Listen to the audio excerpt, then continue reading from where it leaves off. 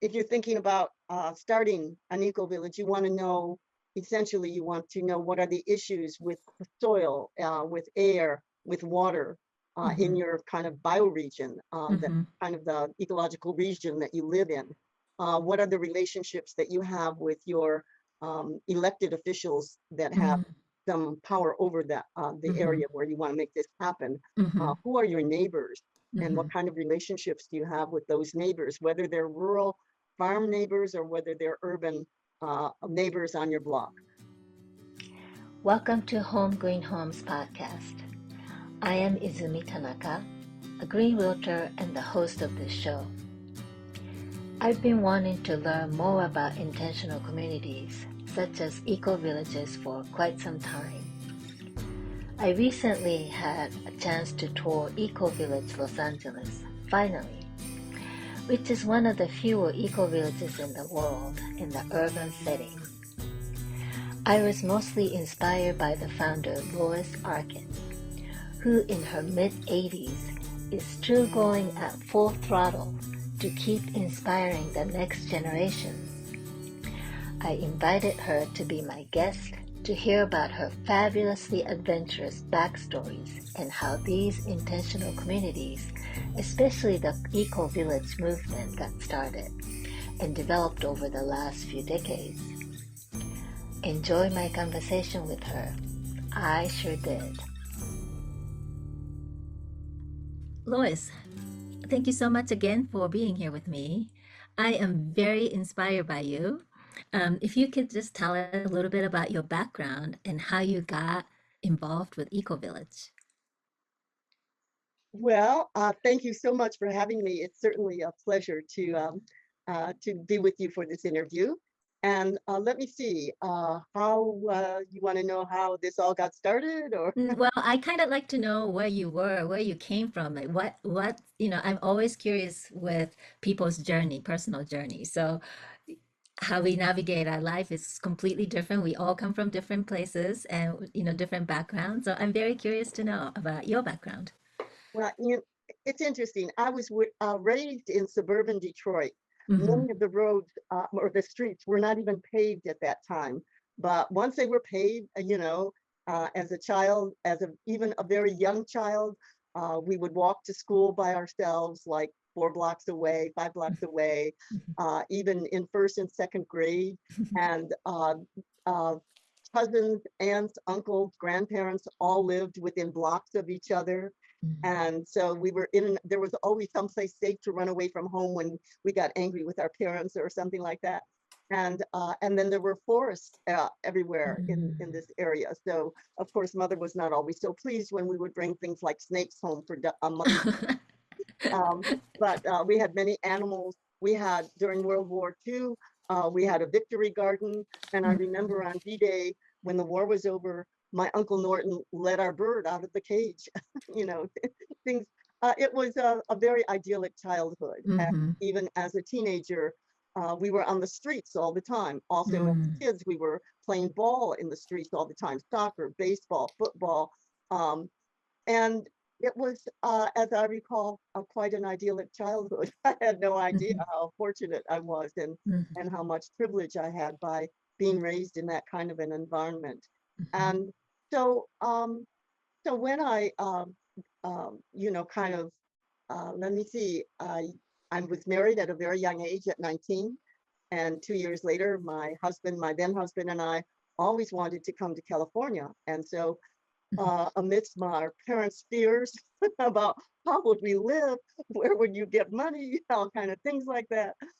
We took off for California and made our home here, and eventually we lived in the west side, Chatsworth, while Mm-hmm. there were still many orchards there. So Mm-hmm. that was very idyllic, and we both worked in the aerospace industry there in the west part of the valley, uh, Mm-hmm. which is very troublesome today, that whole industry there.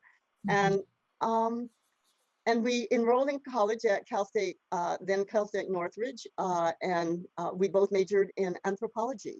And so that was another great experience that I had about learning how other people lived all over the world. And then, but I didn't. know any of my neighbors other than an occasional head shake to them, Mhm. but I didn't know anyone by name. I wasn't particularly interested in knowing my neighbors. Uh, Mm. but then anyway, that part of our lives, kind of ended after a decade or so, and Mhm. there was a friendly separation and divorce.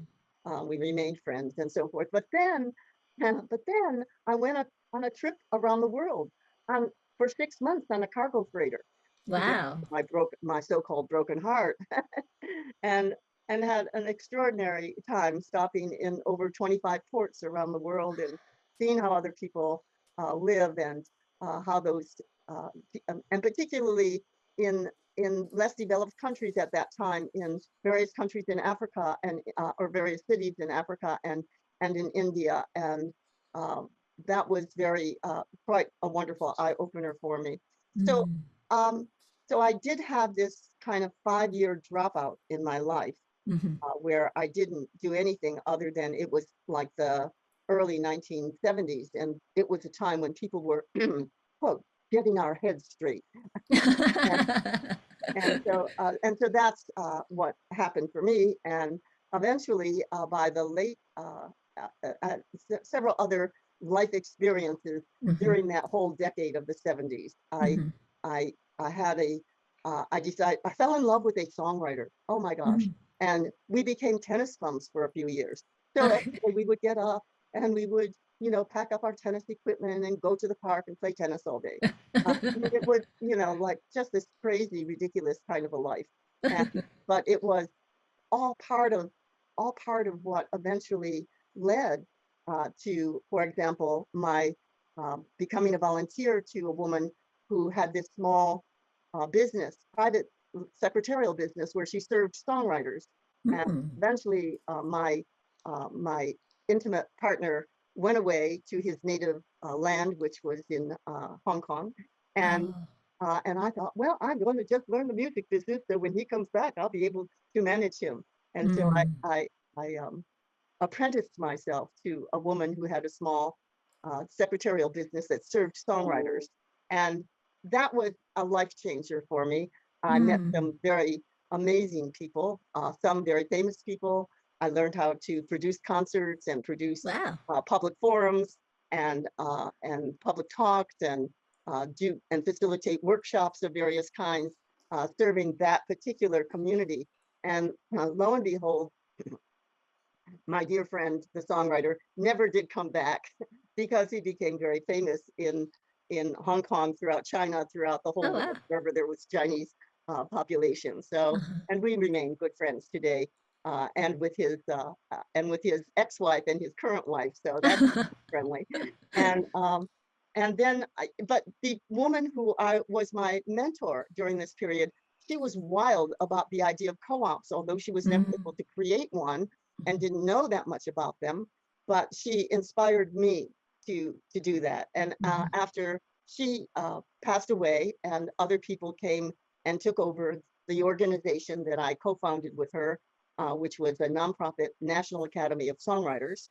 And Mm. that went on for another 20 or 30 years, long after I left the organization in Mm. 1980, after she had passed, to begin an organization called CRSP, which stood for Cooperative Resources and Services Project. And although I didn't know much more about co-ops other than what I contained in materials that I had collected, um, I decided that that's what I was going to do for the next few Mhm. years. And I made a Mhm. 3-year commitment to see how it would go. And then Mhm. after 3 years, I was in. So Mhm. this was in 1980 that I founded my organization.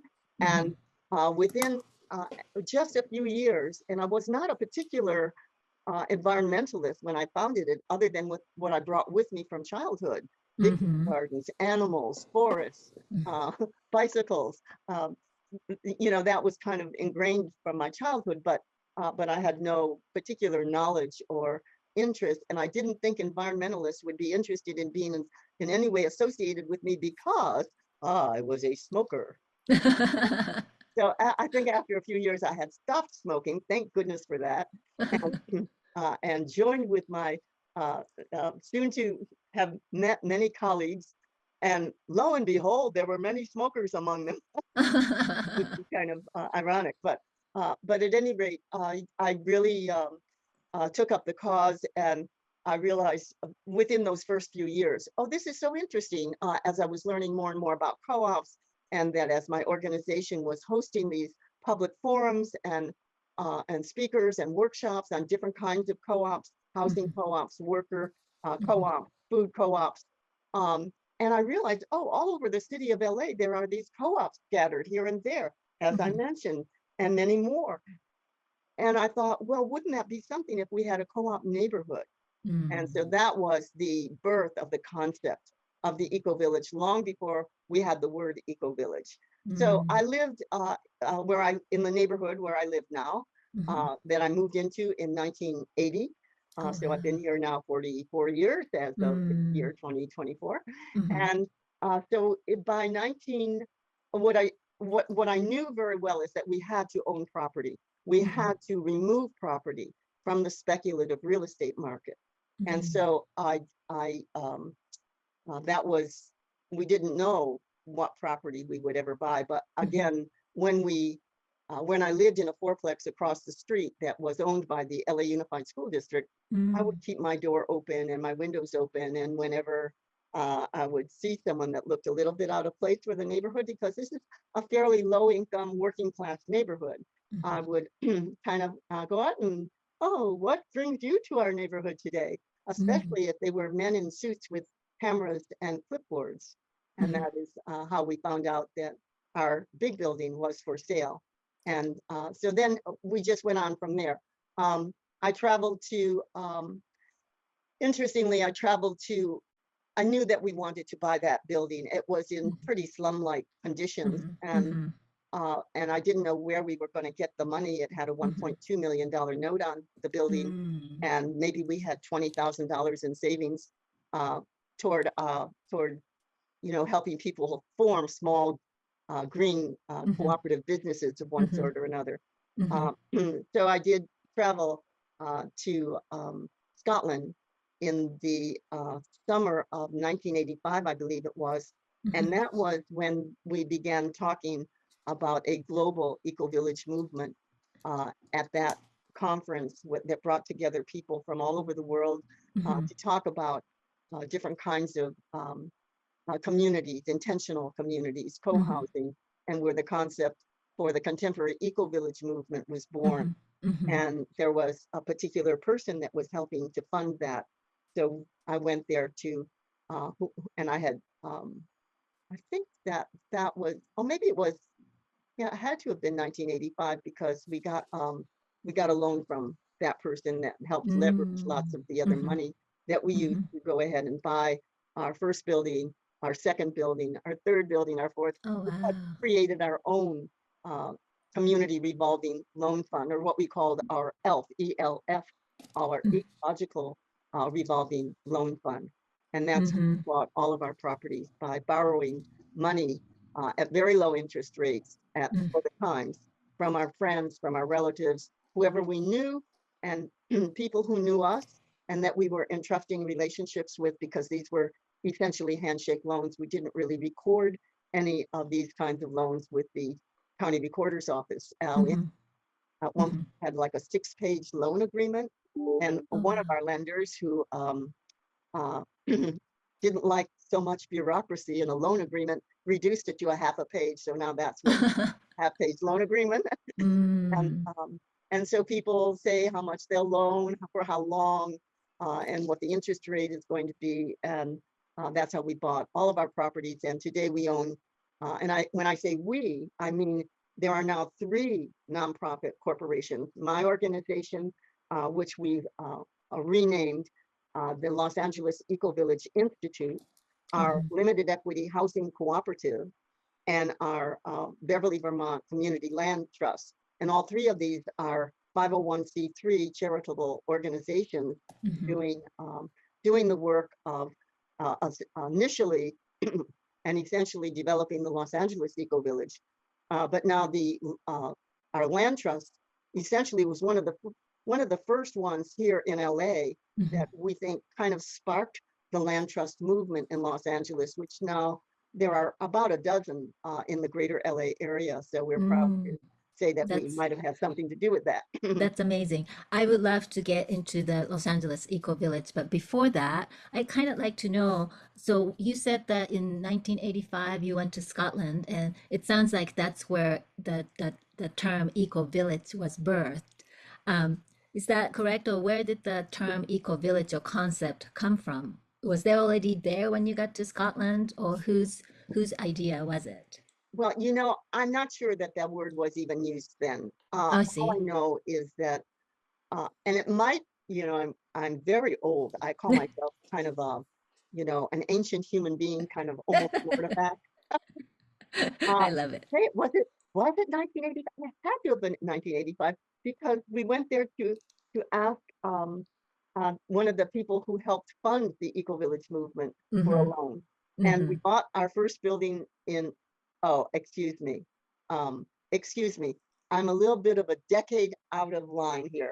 I'm talking about 1995, not Okay. 1985, Okay. 1995. And Okay. that is where the Eco Village um, movement kind of got its send off, Mm-hmm. in a sense. And we Mm-hmm. really, but I think that word did exist before 1995. Mm-hmm. And because now sometimes when I'm kind of doing that kind of research, I Mm-hmm. find that people were using that term, and particularly for small indigenous villages all over the world Mm-hmm. before contemporary society got Mm-hmm. into kind of Mm-hmm. mess them up. Yeah. Uh, but so yes, so I beg your pardon, I was a decade off. Well, That's okay. at, when you are my age, sometimes there are slips of memory. 87, and I keep telling my doctors, keep me alive 10 more years. We have 10 more years of work to do. Anyway, to continue. Yeah.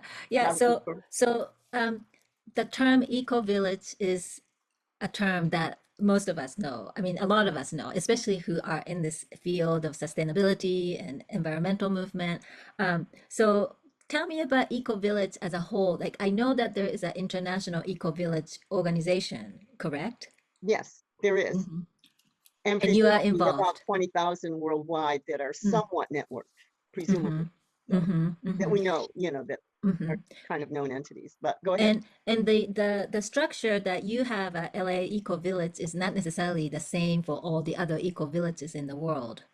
Is that correct? I'm sorry, the How width, the structure, oh, the the structure. No, it is structure not. of Yeah, mhm, every eco-village has a certain kind of uniqueness that goes with mhm, it.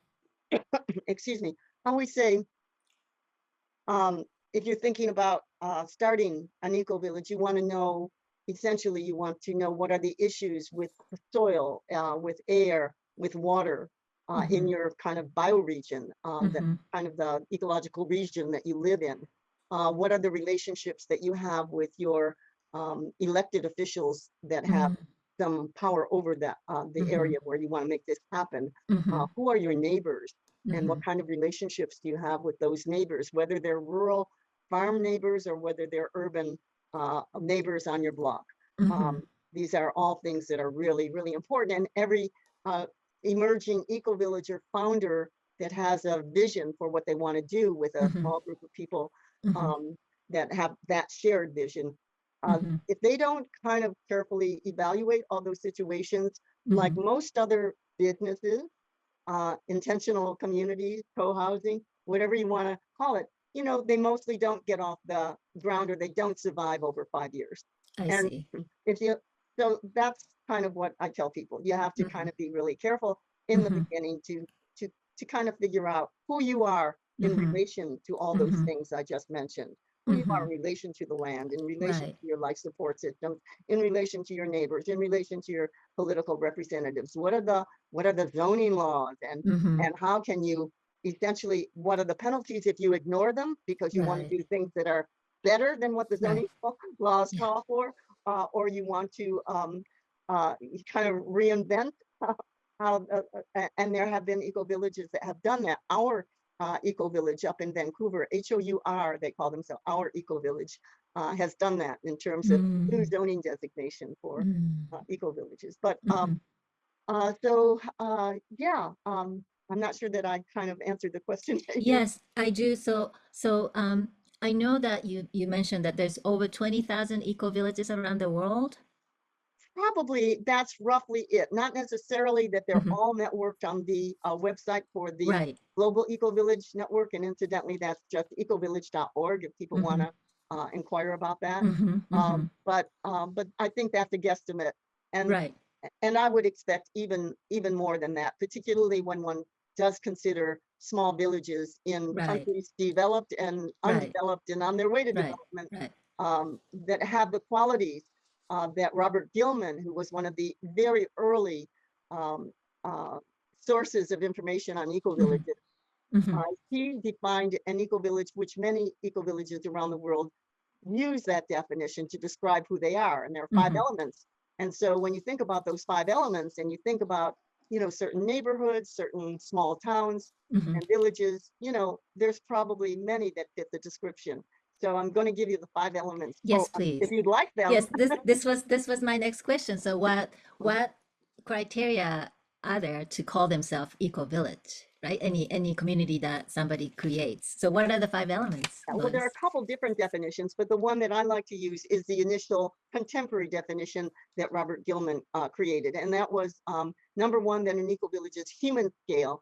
It's Hmm. small enough so that everyone could know one another face to face and have the sense that they could influence the direction of the community. Mm-hmm. Number two, he used the expression, it's full featured. So that means essentially, certainly in urban terms, that you would never have to have an automobile to meet your daily needs. You'd be within walking distance or short bicycle commute for, all your basics to shopping and Mm-hmm. schools and spiritual religious spaces and churches and, public transportation, for Mm-hmm. example. So you wouldn't really be auto dependent. Mm-hmm. So number three, that you would close the waste to resource loop. So that means zero waste. And that's the one that is in my opinion, the biggest challenge to all of us. Yes. And it is again and again, certainly in the urban context, simply aspirational, something Yeah. we aspire to. Mm-hmm. We have a long way to go, Mm-hmm. almost everywhere in the world. And as more and more, as more developed societies are in making headway on less developed Mm-hmm. societies, they're learning Mm-hmm. how to Mm-hmm. be trash oriented also. Mm-hmm. Um, so we got lots and lots of trash to kind of deal with, and Mm-hmm.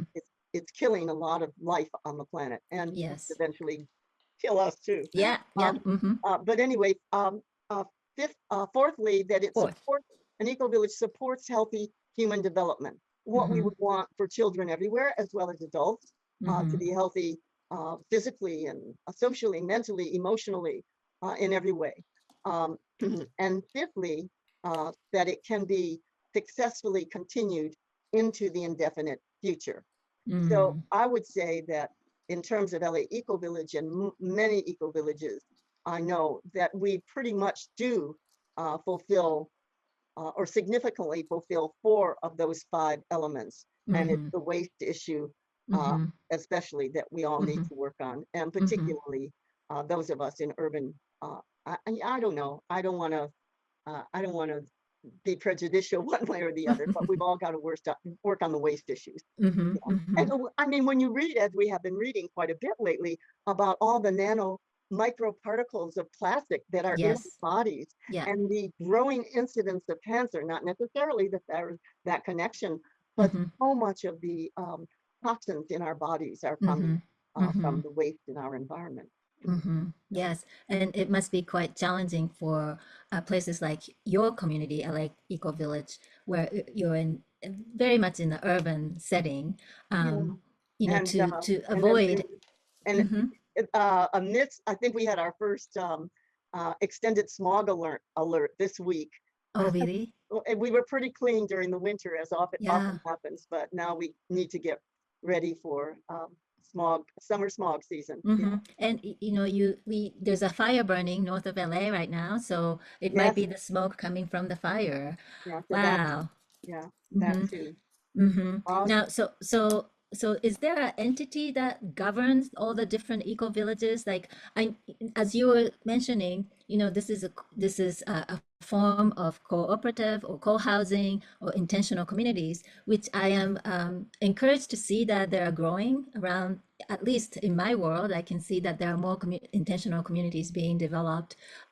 So is there any governing entity for eco-village around the world or in the US? Or do you have a network where you can support each other, exchange resources or information, that type of thing?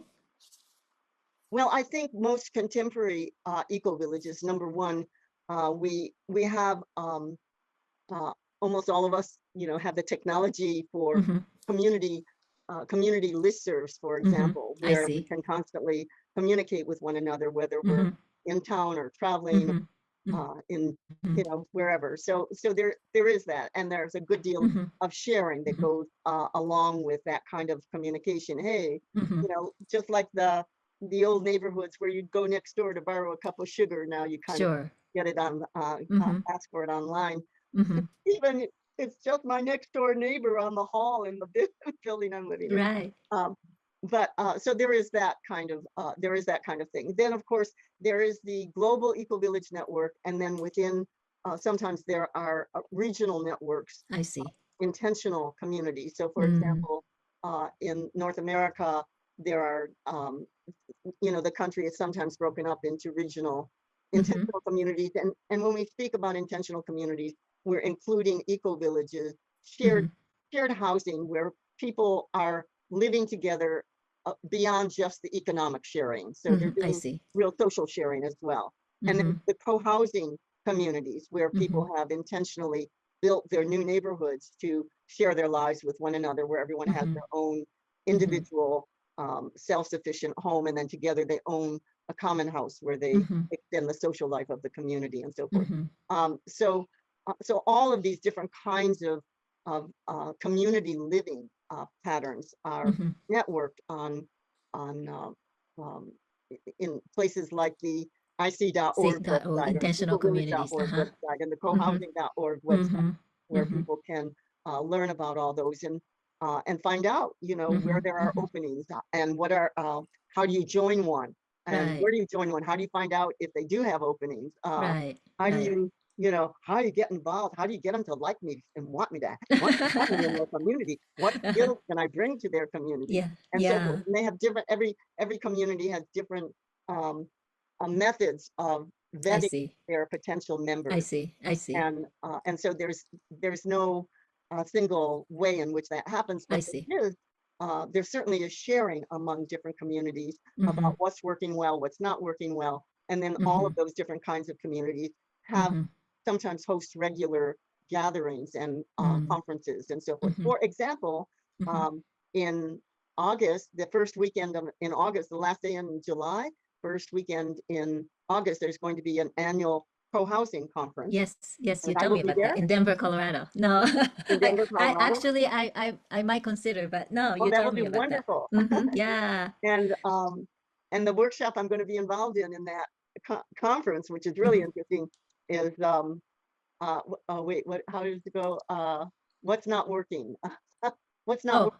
Or I think I saw the title. What can go wrong? what can go wrong? Oh, Right. yes, I have some Right. experience on that. I'm sure you have. Can't wait Now, to talk about it. yeah. Do you know how many eco villages are in the U.S.? In the U.S., well, I don't know. It would just be a guess, but easy enough Mm-hmm. to find out. Uh, I Approximately. I would say there's always so many more listed I see. on those three websites, Mm-hmm. ic.org, ecovillage.org, and And co-housing. cohousing.org, Mm-hmm. because people are excited about getting them started. How many Mm, actually do get off the ground? I see. More than two or three people sharing I a see. household and calling themselves an eco village Mm-hmm. uh, is probably, you know, 20 or 30 Well, maybe. that's still, quite a number. And Well, I yeah, go ahead. I thought that LA Eco Village was one of the only eco village that's in urban setting, but you told me that that's not the case. So, Well, I think that we are among the most prominent urban eco villages in the world, for that mhm, matter. mhm, Or, but um, but I think there's probably a half a dozen other Mm, successful urban, and mm, then then some of them are kind of suburban, like Eco right. Village at Ithaca, Mm, which is a very, very well known internationally. Yeah, but I would expect there's probably about a half a dozen well functioning urban eco villages, and that means I see. Hmm. here's the big thing I wanted to mention. Within the intentional communities movement, about 10 years ago, maybe a little less, a lot Hmm. of intentional communities began to referring to themselves as eco villages. So, for Oh, example, the interesting. farm, which goes back to the Mm-hmm. 1960s, um, Mm-hmm. the Twin Oaks. These are very, very well established contemporary Mm-hmm. contemporary intentional communities. And so that many of them, as I've said, have just started referring to themselves as Mm-hmm. eco villages. So in that sense, it's really that's where the research needs to be, and this would be great research opportunity for some of you college students out there. Check that out, Yeah. and Right. lots of us will help you with it. Yeah. So let's go back to LA Eco Village. You mentioned earlier that you have, over the years, you acquired three different buildings, which I got to visit a few weeks ago. And tell me about LA Eco Village. How many buildings or how many living units do you have within your community? How many people live there? Well, in the three physical buildings, one is originally was a 40 unit, second one was an 8 unit, and the third one was a fourplex. Mm-hmm. So the large building, we have actually made two of the units into common units. So Mm-hmm. one of the one bedroom units in that building has become our what we call our community room, but Mm-hmm. in co-housing terms, it would mean what are they? Our common house. It would be our common Mm-hmm. house. Common. Uh-huh. Um, so it has its own kitchen, and it has Mm-hmm. a computer room, little computer closet, and Mm-hmm. we can fit, we fit as many as 40 people in there in the past Mm-hmm. for a special event. Uh, Mm-hmm. but so that, and then we have 40 people that are members of our intentional community. That Mm-hmm. is, in our case, and every intentional community has, whether they're an eco village or co-housing Mm-hmm. or shared housing, Mm-hmm. they all have their member vetting process. In Mm-hmm. some cases, it's very simple. In other cases, it's very complex. So we Mm-hmm. started out with a very simple vetting process. Mm-hmm. If you wanted to live more ecologically and more cooperatively, we had the housing and you were in, baby. And that was a very big mistake. And now we Mm. have a 6-month vetting process for Okay. people that want to join our community. Mm-hmm. One of the main reasons for that is that, as you know, the cost of housing in Los Angeles is among the highest in the country. Uh, Mm-hmm. Los Angeles, San Francisco, Washington, D.C., New York Mm-hmm. City, we are all in the same category of Mm-hmm. completely unaffordable housing. Right. I guess Right. Washington, D.C., yeah, also. Mm-hmm. Mm-hmm. And so we want to make sure that people that want to become members of our intentional community Mm-hmm. and that are not just looking for cheap housing. Mm-hmm. So, so the vetting, we want you to want to be here because you want to be part of our public demonstration for living higher quality lives at a lower environmental impact, and Mm-hmm. that you're willing uh, to talk to the public, Mm-hmm. talk to the media, Mm-hmm. to go out into the community to Mm-hmm. fairs and festivals and so forth, and to expand public awareness about what it is Mm-hmm. that we do here. Mm-hmm. So that process takes about 6 months because with 40 members, we want to make sure that everyone is on board Mm-hmm. that to approve your membership. Mm-hmm. And so that's why our process takes so long. Different So, other communities have different processes. right. In some cases, it's just particularly within the co-housing community, you've come to, you visited us a few times, maybe come to a community dinner, and you can afford to buy one of our houses, and that's it, and you're in. Mm-hmm. Uh, Mm-hmm. so Mm-hmm. it's So very when you say that you have 40 members, does it mean that you have 40 residents, or are there people who are not members who are residents? a very good question because every time we bought one of our buildings, Mm-hmm. We never required people that already lived there to move out. Mm.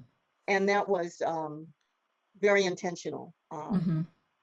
to not displace people involuntarily. Exactly. Now, even many nonprofit organizations do empty out their buildings before and pay all the residents Mm-hmm. move out Mm-hmm. while they retrofit their buildings and then give Right. their former residents option to move back in when the building Mm. has been fixed up. Mm-hmm. Mm-hmm. We didn't do that. Uh, we So had you we had inherited the 20 we tenants. had 23 residents living in the building when we purchased it. Mm-hmm. So there were quite a few vacancies, and the building being in near slum-like conditions, we were able to take our time to retrofit all those vacant units little by Mm-hmm. little over the Mm-hmm. years Mm-hmm. and have people move in. And so we didn't of the original 23 people that lived in our large building when we bought it, we Mm-hmm. still have two of those residents living in our building. Some of them died because they were elderly when we bought it in Mm-hmm. 1996, Mm-hmm. and some of them have moved on, and for all the reasons that people Mm-hmm. move around, move in LA. So Um, they stayed as tenants of your buildings? they are tenant. They are still Mm-hmm. tenants. They none of the then existing tenants or residents ever chose to become members of our Oh, intentional interesting. community. Mm-hmm. So that's quite an interesting. But Mm-hmm. they all remained good neighbors, Mm-hmm. and they all remained, good tenants. They paid their rent on time Mm-hmm. and were friendly, and Mm-hmm. but they didn't participate in the activities that Mm-hmm. were established as minimal participation requirements for Eco Village members, LA I Eco see. I members. see. So that And was one of the once difference. Mhm. mm-hmm. So once someone goes through a vetting process over 6 months and become a member, they buy into the shares of co-op Now, and at that time, they can become, and they've done all the things that they have to do in order to become what we call a provisional member. And mm-hmm. it's at that point that they can move into one of our apartment units if Mm-hmm. we have a vacancy. If Mm-hmm. not, they would go on a wait list then, but they Mm-hmm. would be members even though they don't live here and be expected to participate in our Mm-hmm. minimum participation Mm-hmm. requirements, which are very simple and easy to do. Mm-hmm. I'll tell you what they are. You have to come to one community dinner a month Mm-hmm. and or one work party a month and or one community meeting a month. Mm-hmm. Any Mm-hmm. two of those three, and you've met your minimal participation requirements. But we Mm-hmm. do expect a lot more from our Mm-hmm. members. And Mm-hmm. the reason we made those membership requirements so simple and easy is because people go through different phases in their lives. Sometimes Mm-hmm. they're so busy they can't even they can't participate in two, Right. three of our committees, Yes. um, but they can do the minimal participation requirements. Mm-hmm. Mm-hmm. So you want to allow for people to go through different life phases, Mm-hmm. and so that's why we did it the way we did. Yeah. I see. I see.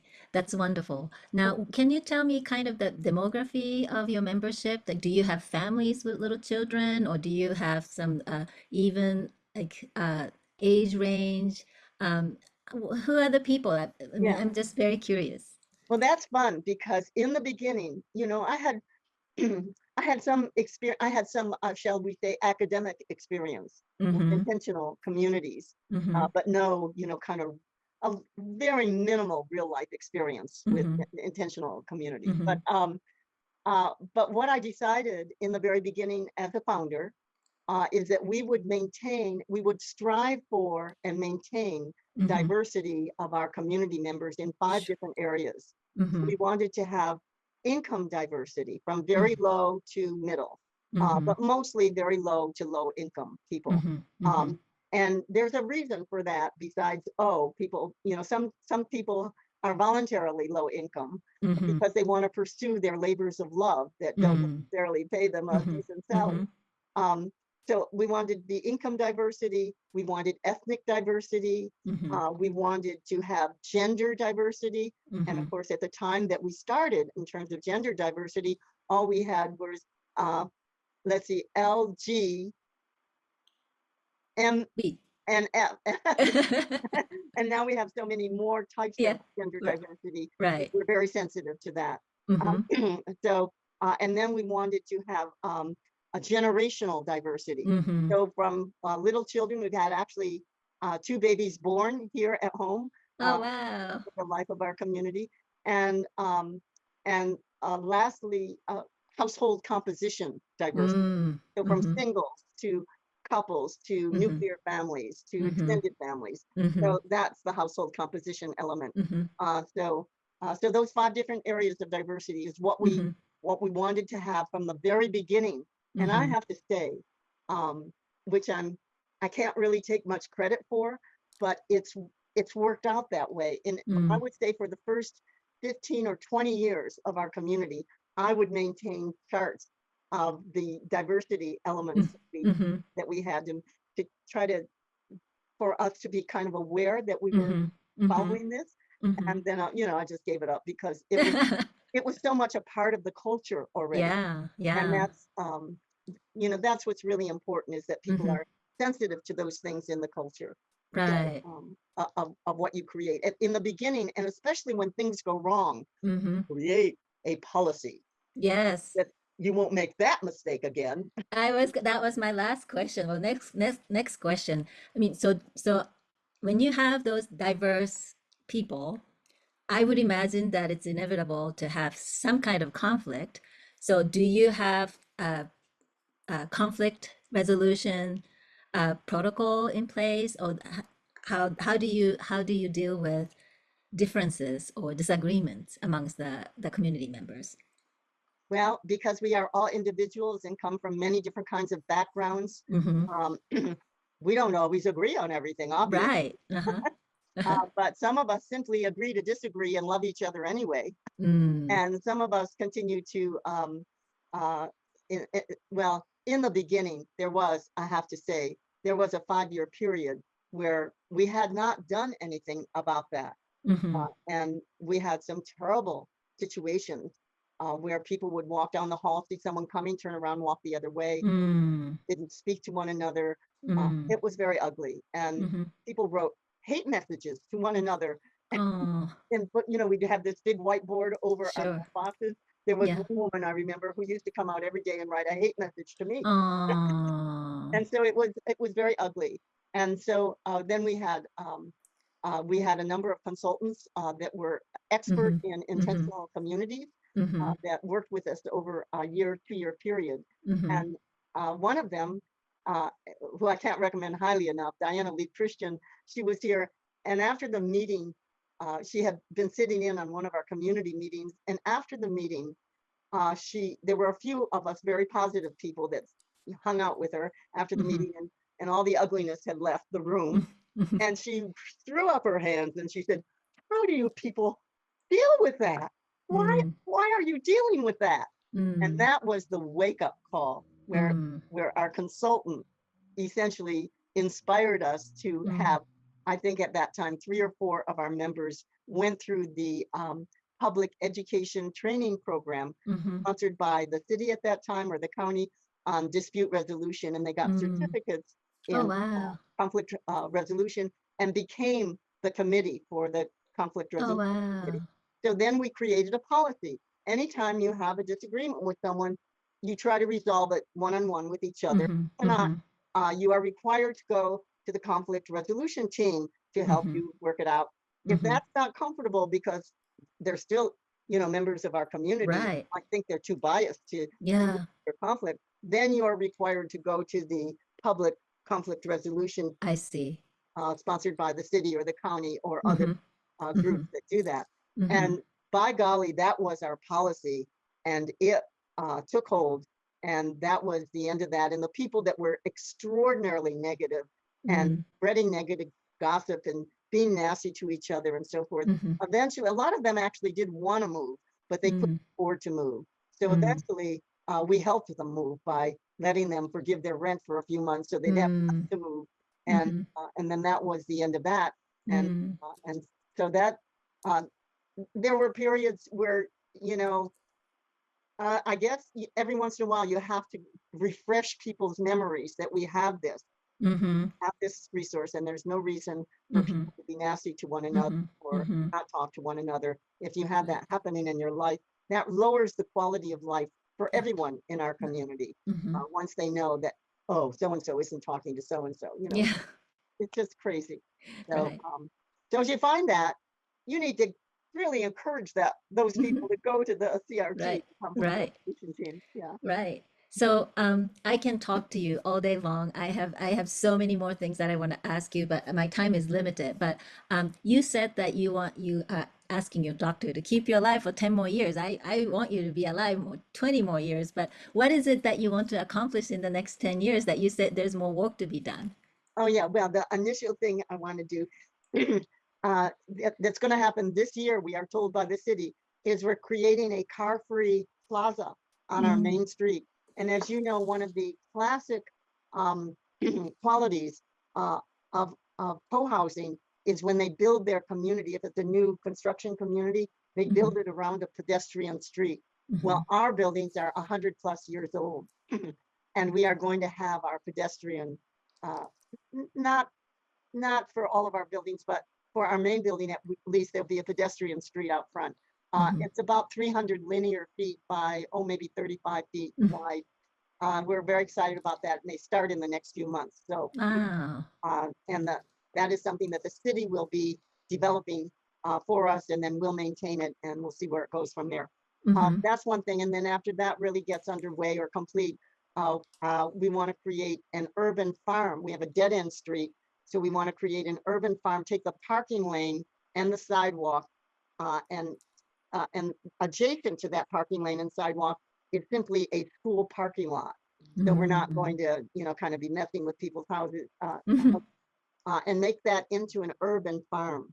And we also have an alcohol and drug recovery home on our block. Okay. And Wow. so we're excited to be able to offer opportunities for healing, working, because we know what we know is that it's very therapeutic for Yes. people in recovery to be Mm-hmm, working with the earth. Uh, mm-hmm. so I that's, agree. and then we have a couple of other things in mind that I'm not privy to discuss at this point. Okay. Besides, of course, um, removing all the rest of the housing in our two-block neighborhood Mm-hmm, from the speculative real estate market, which may mm-hmm, not be a very, because what we think we have to do is kind of help the real estate industry transform its thinking from maximum return on investment, and that's for every homeowner and mm-hmm, every business and apartment and condo owner, to mm-hmm. transform the thinking from maximum return on investment to fair return on investment. And that is going to be a very big challenge because this is such a big industry.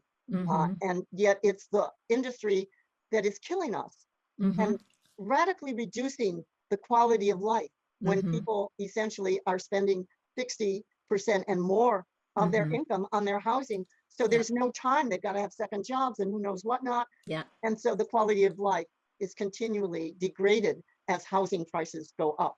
Mm-hmm. So that's something we really have to work on. So Yes, that's a big challenge, especially in Los Angeles, cities like Los Angeles, right? Thank you so much, Lois, for your time. It's so inspiring to see you. I'm in my 60s and I feel like I'm getting too old. And then I look at you and you're like oh, inspiring that's me so so sweet. much. Yeah, I hope I'm still here at 97 I know. and I that we hope can you look will be. back on this and Hmm. keep making stuff happen. So, Yes. so let us talk some more and please come join us for some of our meetings and dinners. We'd love to see more of you. Yes, and for those of you who are listening, LA, Los Angeles Eco Village is at Vermont and First Street. That's about Well, I could just refer people to our website, that's right. laecovillage.org, and you Yes. can learn everything you would want to know about us. And Hmm. also, we do public tours, and the Exactly. tour schedule is on our website, laecovillage.org. Thank you so much, Lois. And I thank am you, so grateful to have you. Thank you again, and you have a great weekend. and you And too. thank And you. let us see you soon. Yes, best of luck with you all your future projects. We're gonna keep you alive for 20 years. All right. Oh, okay. Yeah, minimum. Okay, I'll keep exercising then. Yeah. Talk to Thank you you so soon. much. This was Same time. Izumi Tanaka with Home Green Homes Podcast. Okay.